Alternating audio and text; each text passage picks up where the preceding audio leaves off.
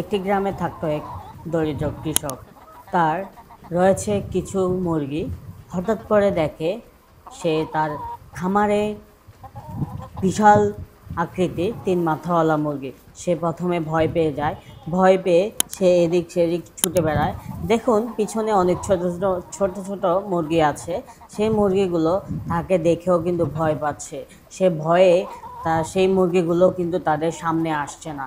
তারপরে সেই মুরগিটি ধীরে ধীরে সামনে এগোতে থাকে। সে তারপরেই মুরগিটি পরে কিন্তু স্বর্ণের ডিম দিচ্ছে।